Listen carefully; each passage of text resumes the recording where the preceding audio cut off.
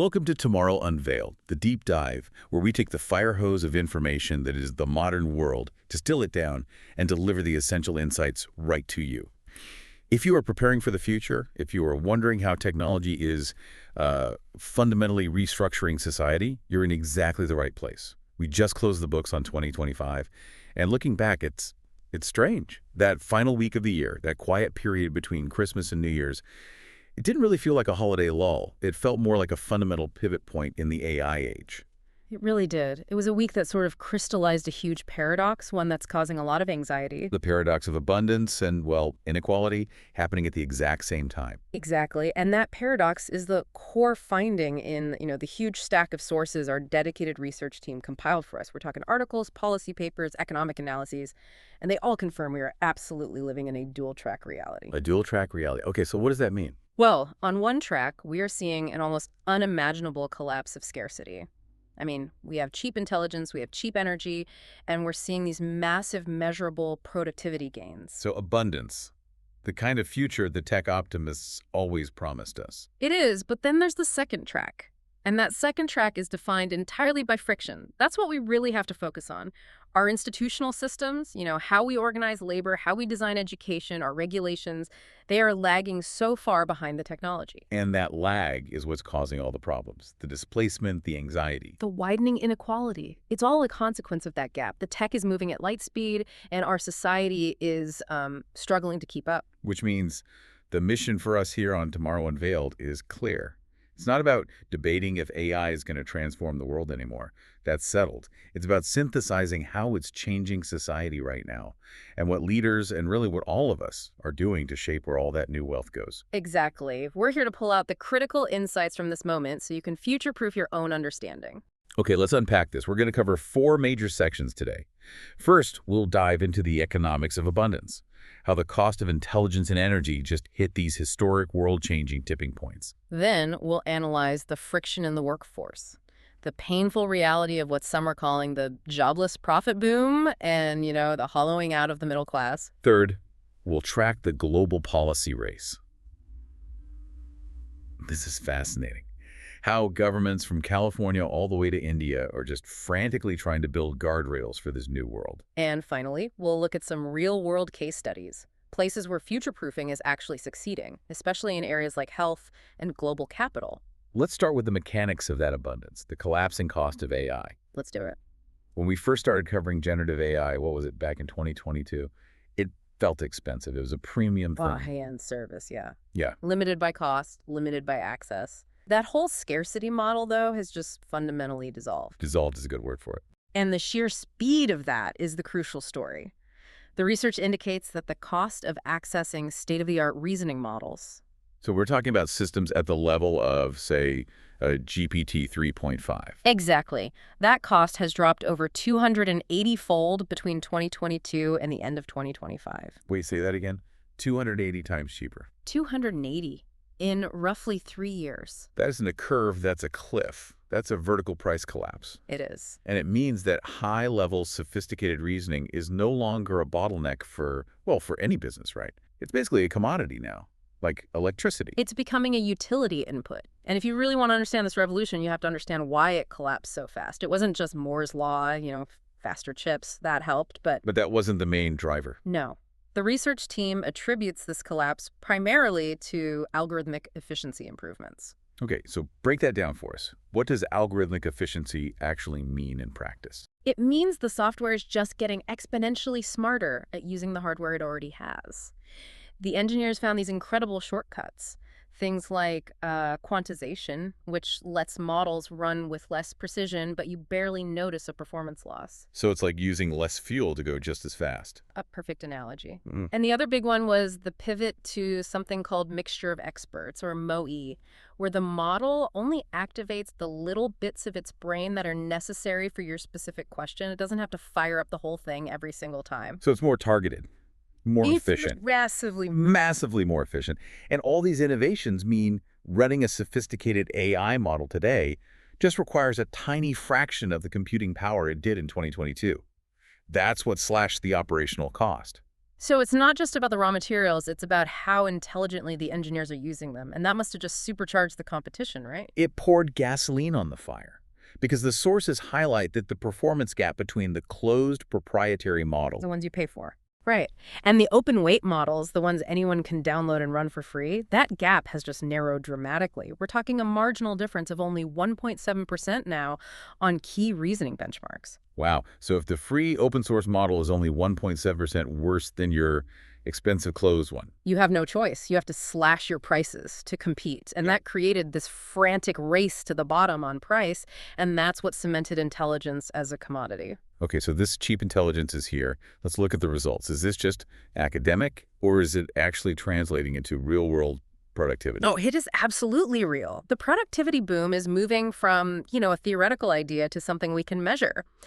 The research team that compiled all this information for us indicates that AI adoption is leading to massive measurable gains across industries. And they have a specific number, don't they? They do. The average employee is now saving approximately 11.8 hours per week thanks to integrating these new AI tools. 11.8 hours.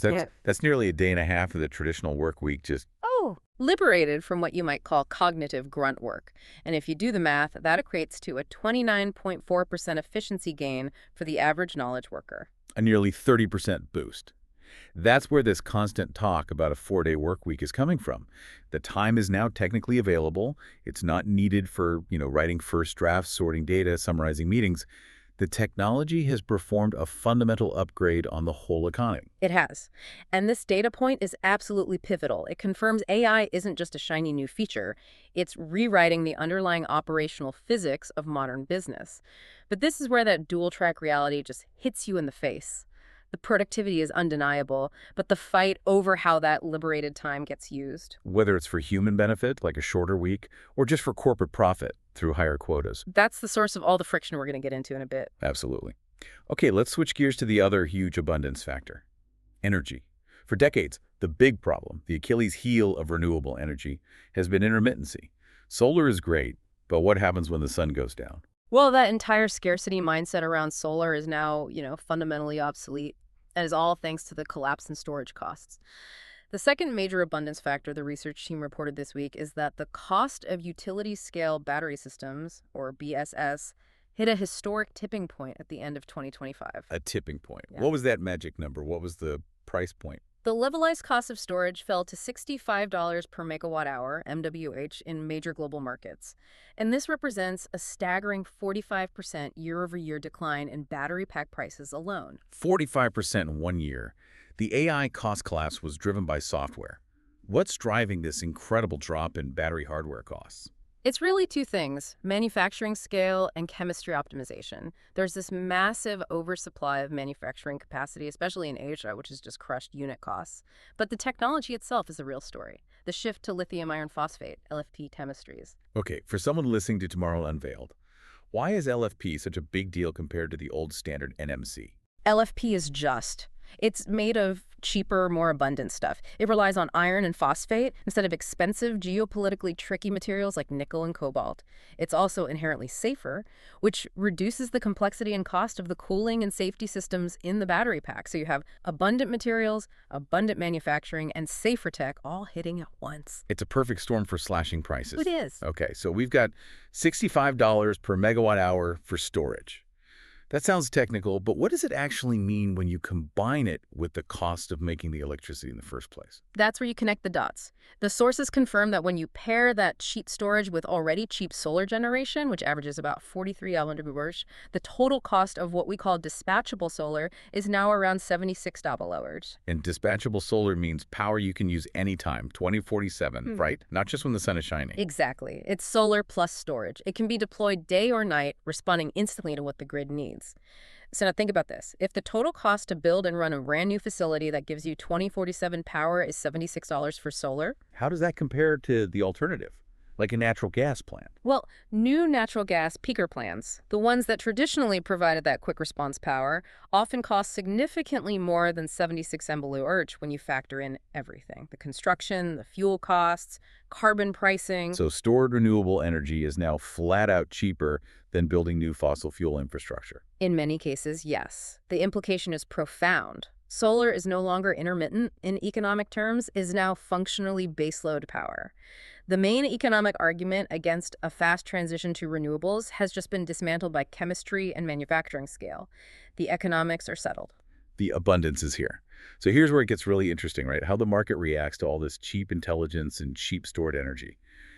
This next part really gets into the abundance paradox in real life, contrasting the tech that won the year versus the tech that just completely failed. And this contrast provides a really vital tactical lesson for anyone trying to figure out where to invest their time, their career, their resources in this new economy. The sources show a clear split. Some tech models leverage this new abundance, and others were just crushed by fighting it. Let's start with the crushing. We saw this wave of vertical farming bankruptcies and major corporate retreats in late 2025. Companies like Eden Green just shut down. Plenty had to completely restructure. This whole sector promised to solve our food problems. Why did they fail so spectacularly? The failure mode was consistent across the board. Incredibly high startup costs and critically just unsustainable operational costs. Vertical farming is trying to simulate nature. It's trying to be the sun, the perfect temperature, the perfect humidity, using massive, continuous artificial energy inputs. So even with electricity costs dropping. The sheer volume of energy they needed to simulate the natural world made the unit economics impossible. You just can't compete against traditional farming, which gets its main energy input, sunlight, for free. They were fighting a battle against thermodynamics, really, replacing the scarcity of land with the massive scarcity of industrial-scale energy. Precisely. They were trying to manufacture abundance in a box, and the model was built for an old, expensive energy reality. The new reality couldn't save them. Okay, now contrast that failure with a company that thrived. Our research team pointed to the Egyptian startup Tagadod. They raised a lot of capital to expand their waste-to-value platform. They're using software to collect used cooking oil and turn it into biofuel. Tagadon is a perfect case study in future-proofing. They are not fighting reality.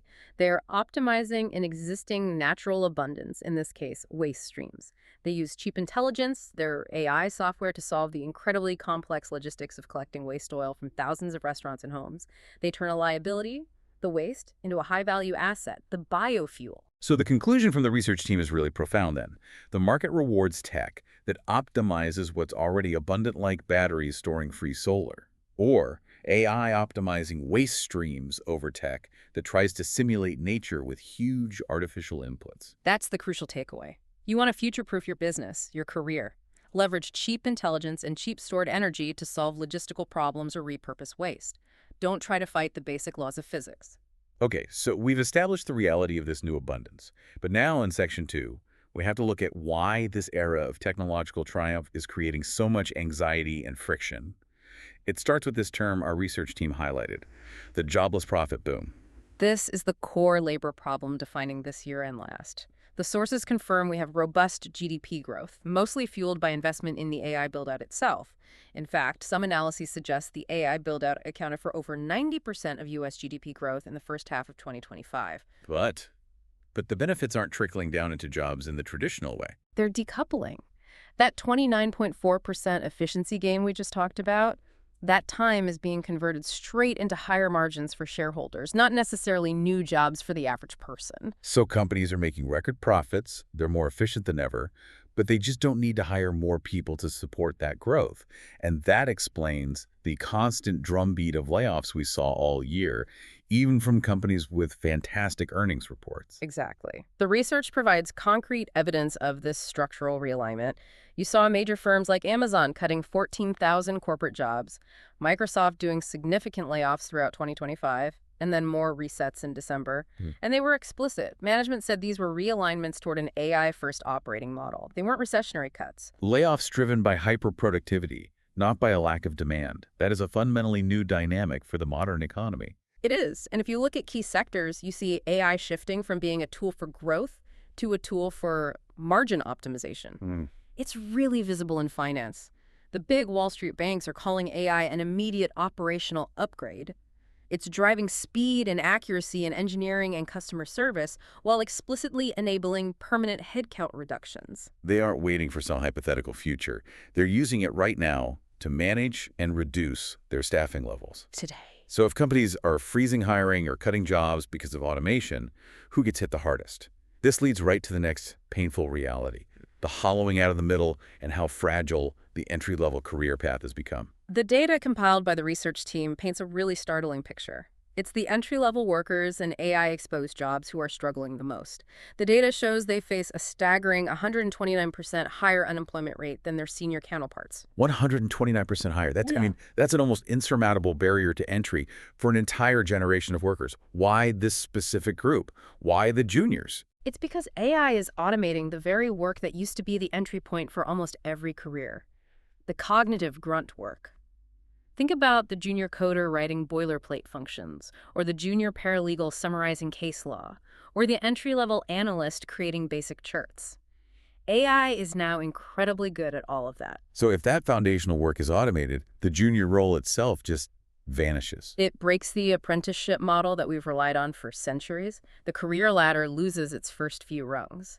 Now, companies need to hire someone who can immediately prompt, audit, and manage the AI's output, not someone who needs to be trained on how to produce the output in the first place. And that creates this huge future problem, right? A shortage of mid-level talent because the supply chain for new experts is being choked off at the very beginning. It is, and the research also flagged that this structural fragility hits certain demographic groups much harder than others. That's a critical point. It is. The research showed it disproportionately impacted women, Black workers, and mid-career workers.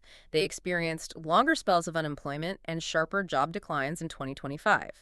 And it's often because those groups are statistically overrepresented in roles like administration, customer service, routine data processing, precisely the jobs most exposed to this wave of AI. And the speed of all this means skills are just turning over so rapidly. It's not just about losing an old job. It's that the skills themselves become obsolete, which just compounds the problem. Absolutely. The World Economic Forum projection is just astonishing. They say 39% of core skills will change by 2030.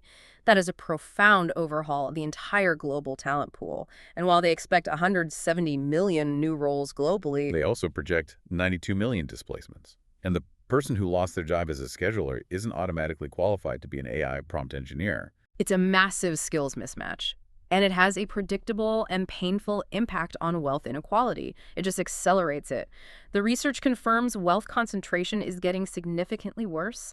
The richest top 1% now captures 75% of total wealth in major economies. That's far above what we saw in the mid-90s. And it has to be, right? When those huge productivity gains, that 29.4% efficiency boost, go almost entirely to capital holders and not to the labor force, that concentration is the unavoidable result. The economy gets richer, but people feel poorer. And that's the friction. That's the societal tension. Okay, let's pivot.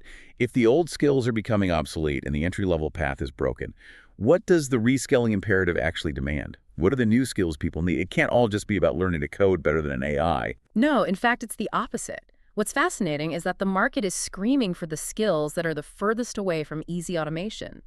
The research team corroborated that the highest demand is for highly non-routine, cognitive, and human skills. Creative thinking, complex analytical thinking, deep curiosity, and a real commitment to lifelong learning. So we need people who are great at asking the right questions, not just grinding out the answers. Precisely. You need to be the one defining the problems for the AI to solve. And right alongside those cognitive skills, there's this immense demand for soft skills. Things like resilience, flexibility, agility, leadership, the human-centric attributes you need to navigate constant change. The new job is managing the machine, not competing with it. Exactly. Auditing its results, setting the strategic direction. And this realization seems to be forcing a really significant shift in how people get credentials, moving away from the traditional path. Away from the 4-year degree. That's the huge institutional response. Traditional degrees are facing intense skepticism because they're just too slow to adapt. The sources show that 53% of employers removed degree requirements in 2025. That's a 77% increase from just the year before. The credentialing system is struggling to keep up.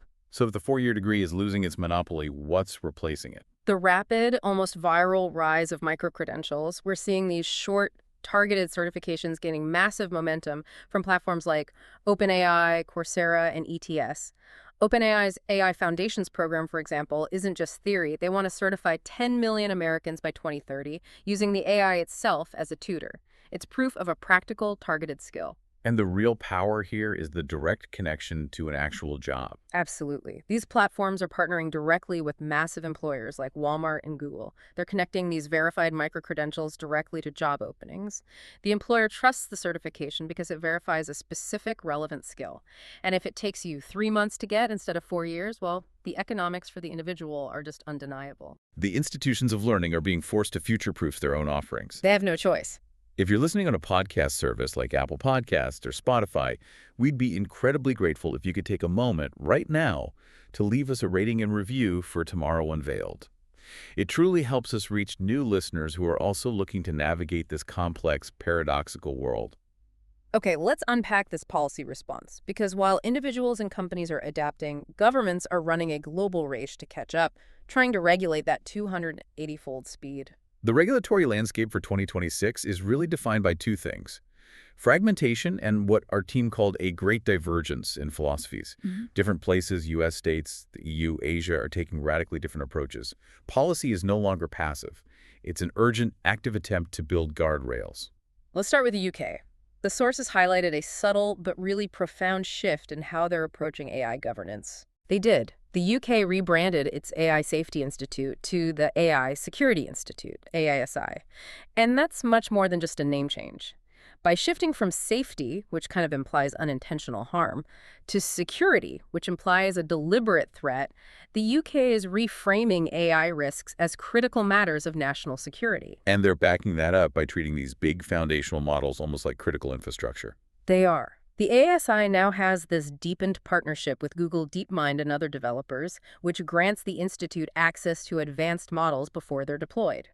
The purpose is explicit: to test these models for vulnerabilities, specifically chemical, biological, and cybersecurity risks. It's a preemptive state audit, forcing developers to submit to government scrutiny. A centralized security-first model. Now let's jump over to the U.S., which our research team describes as more of a patchwork led by activist states.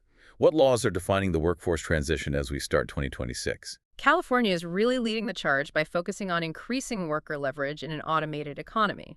They're trying to use regulation to address that economic friction we talked about. Two new laws are particularly critical for labor: AB 692 and SB 1340. Let's start with AB 692. It bans stay or pay contracts. What were those, and why is banning them so important right now? Stay or pay contracts were a way for companies to handle reskilling. They'd pay for expensive training, and in return, the worker had to agree to pay it all back if they left within a certain time frame. But they were increasingly being used to financially trap workers in an era where AI can make a job obsolete overnight. You couldn't afford to leave to get new skills because you were in debt to your employer. So this law gives workers the flexibility to move away from jobs that are being automated without facing a huge penalty. Exactly. It accelerates the workforce transition. And then you have SB 1340, which is the really massive one for the gig economy, a huge challenge to algorithmic management. It is. SB 1340 grants 800,000 rideshare drivers the right to form sectoral unions. This means drivers, who are often managed entirely by an algorithm, can now exercise collective bargaining power. It's a huge institutional pushback against the model that separates corporate profit from labor responsibility. And California is also regulating the tech itself with SB 53, the AI transparency law. What's the focus there? SB 53 is aimed specifically at the frontier models, the biggest, most powerful AI systems with the most potential for catastrophic risk. It requires developers to report critical safety incidents within 24 hours for imminent threats and to disclose their risk frameworks to the state. The penalties are huge, up to $1 million per violation. It's focused on preventing those really severe existential risks. So California is targeting the big catastrophic risks. Meanwhile, Texas is taking a different, more comprehensive approach with TREGA, the Texas Responsible AI Governance Act. How does that contrast? TREGA is broader. It focuses less on the catastrophic risk of a single model and more on chronic societal harm. It creates a framework that bans AI-driven discrimination and social scoring, and it prohibits biometric identification without consent. It's more focused on consumer protection and anti-discrimination in everyday applications. So you have this fascinating split screen in the U.S. California focusing on labor power and frontier model risk. Texas focusing on consumer protection. It's a real-time experiment in governance. Now let's turn to the international stage. The EU AI Act has been the focus for compliance teams everywhere. Right. The EU is the global compliant superpower. The Act sets up this risk-based framework, and companies are scrambling to classify their high-risk systems before the deadlines. What qualifies as high risk in the EU's eyes? It means systems that impact fundamental rights. So AI used in hiring, credit scoring, health triage, law enforcement. Those systems have to undergo really stringent assessments, data quality checks, and they require mandatory human oversight. It's a very methodical, compliance-heavy approach. And then you have France, taking this unique path that connects digital tech not just to the economy, but to mental health. Yes, and this is a profound societal shift. France is proposing a law to ban social media for kids under 15 and impose a digital curfew for those under 18. It's a very aggressive move that directly challenges the business models of U.S. social media giants. It's the state prioritizing youth mental health over digital freedom. Now, contrast that focus on control with what's happening in India, where they're using AI not as a product to regulate, but as infrastructure to deploy for the common good. India's approach is entirely utility-focused. A recent white paper proposes treating AI infrastructure, the compute power, and the models as digital public infrastructure, DPI. For listeners who aren't familiar with DPI, what's a good way to understand it? Think of it like a public utility, like roads or the power grid, but for the digital world. India already did this successfully with its payment system, UPI. By treating AI compute and models as DPI, the government wants to prevent monopolies and make high-level AI accessible and affordable for everyone. It's an explicit effort to make sure the abundance of intelligence is a public good, not a private one. This global policy race is obviously having a huge impact on education, which brings us right back to that skills crisis. If 39% of skills are changing, institutions have to keep up. And they are finally pivoting. They're moving from resistance, like those initial bans on ChatGPT, to strategic, mandatory integration. Universities like Purdue and Ohio State are now making AI fluency a mandatory graduation requirement. They're acknowledging that using AI effectively is a baseline life skill now. And they're building their own custom tools to control that experience and ensure academic integrity. Exactly. The University of Texas's UT Sage initiative is a great example. It's a custom AI tutor that's been engineered to use Socratic questioning. It guides students to the answer without just giving it away. And crucially, it integrates with faculty-approved materials, so it's accurate and pedagogically sound. And this rapid shift is trickling down to K-12 education as well. It is. Ohio has a model policy, effective this summer, that requires all public schools to adopt a formal AI policy. It provides those essential guardrails on ethical use, data privacy, and academic integrity for minors. It's becoming a model for other states trying to balance the power of AI with the need to protect students. So let's move to some specific sectors to see where this convergence of tech abundance and active policy is producing real results. The success stories of future-proofing. Healthcare, for example, which is notorious for its spiraling costs, seems to be leveraging this AI dividend. It is, especially in rural and underserved areas where human labor is scarce. And we're seeing policy actively forcing this tech adoption, specifically with something called the OBBBA mandate. The One Big Beautiful Bill Act. What's the mechanism there?